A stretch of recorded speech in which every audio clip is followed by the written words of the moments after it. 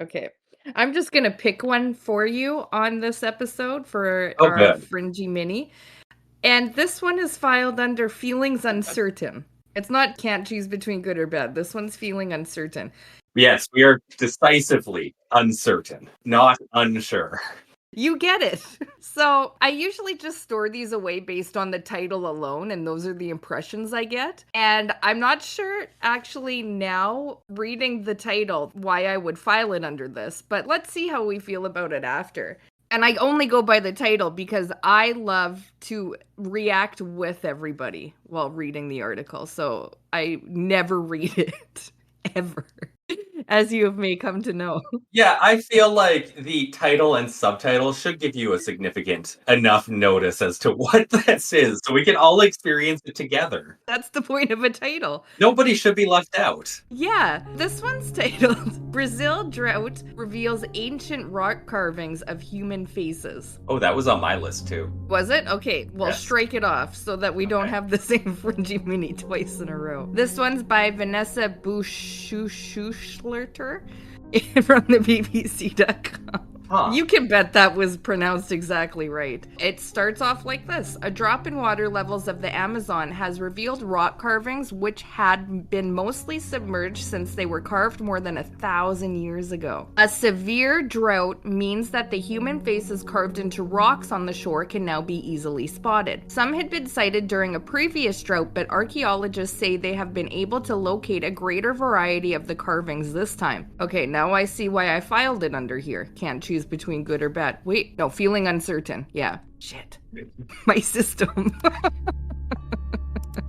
You know what? It's too far along in I the just got joke caught in to it. actually merge those two categories. They just have to stay separate. I think I just got caught in it. Yeah. Okay. So the discovery was made in the city of Manaus in northern Brazil. And okay, I just have to scroll past all these pictures. They're located on a stretch of shore known as Ponta das Lajes, near where the Rio Negro and the Salimoes River flow into the Amazon. Archaeologist Jamie Oliveira told local media that they were carved by people who lived in the area in pre-Columbian times. Quote, this region is a pre-colonial site which has evidence of occupation dating back some 1,000 to 2,000 years, he said. Wow. What we're seeing here are representations of anthropomorphic figures. Another rock has grooves, though thought to have been used by indigenous people in the area to sharpen their arrows. The carvings were last seen in 2010 when the water level at the Rio Negro dropped to 13.63 meters or 44.7 feet. On Sunday, the river's level dropped for the first time to below 13 meters, and on Monday it fell even further to 12.89. Wow, that's crazy. And I'm looking at a picture right now of, it looks like some type of ferry that's beached. Is that the proper word? Beached? The water's all gone from it.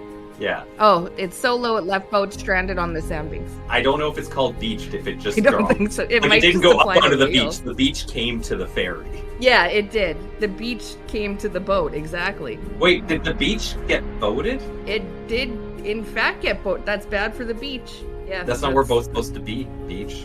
You should know these things. That's a no-boat territory. You just don't work there. The Brazilian government attributes the droughts to climate change and the El Niño weather phenomenon, which has caused the volume of rainfall in the northern Amazon to fall below the historical average and river levels to drop to near record levels. So I get why I filed it there. It's mostly a bad article. These are probably rock carvings we don't want to be seeing because the water levels are so low in this area of the Amazon, which is bad for us because climate change. But the feeling uncertain comes in because obviously it was low enough before to draw these. Yeah. That's So, what I find that's the crazy sunny too. side. Like basically a once in 2,000 year event, seeing as how these were Yeah. carved about 2,000 years ago and we didn't know about them since. Yeah, exactly.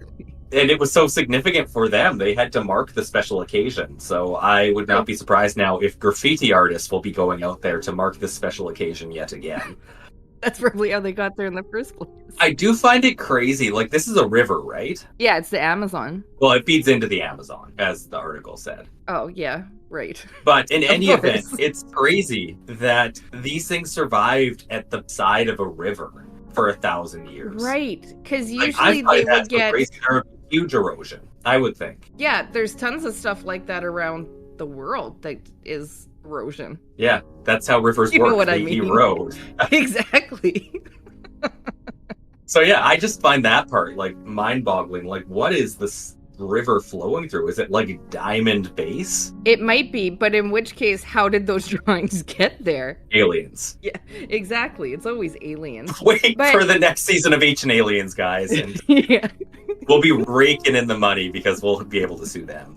For sure. But we've seen most recently in our minis the wooden structure that shouldn't have been there for so long. Yeah, it predates humans. And this as well. So we're just seeing all these things he discovered that shouldn't technically be there, I guess. This one's a little less out there, though, because humans definitely existed 1,000 years ago. I'm fairly certain of this. We have episodes that talk about humans well before 1000 AD.